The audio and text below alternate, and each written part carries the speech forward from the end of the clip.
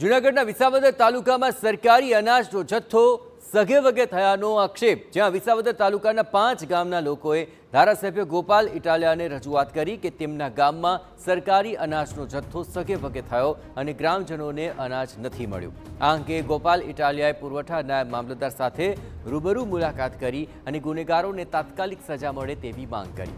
ત્યારબાદ તેઓ police station પણ પહોંચ્યા અને ગુનેગારો સામે એફઆઈઆર દાખલ કરવાની માંગ કરી હતી। ધારાસભ્ય ગોપાલ ઇટાલિયાએ પોલીસ પર આક્ષેપ કરતા કહ્યું કે ગરીબોને અનાજ મળતું નથી, છતાં પોલીસ ફરિયાદ લેતી નથી। ફરિયાદ દાખલ ન થતાં ગ્રામજનો સાથે ગોપાલ ઇટાલિયા પોલીસ સ્ટેશનમાં જ ધરણા પર બેઠા હતા। આ દરમિયાન પોલીસ અને ધારાસભ્ય વચ્ચે બોલાચાલી થઈ હતી। મેં વિશ્વાસ કર્યો કે હું અંગૂઠો મૂકીશ તો મને અનાજ મળશે। એ વિશ્વાસ સાથે મેં અંગૂઠો મૂક્યો, મારો અંગૂઠો લાગ્યો એટલે મને અનાજ તો મળ્યું નહીં।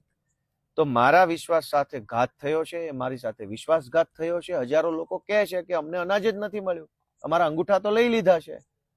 તો અંગૂઠો મુકાવડાઈ લીધો ને અનાજ ના આપ્યું તો વિશ્વાસઘાત છે, છેતરપિંડી છે। ઓછું અનાજ આપવું એ છેતરપિંડી છે, ઠગાઈ છે।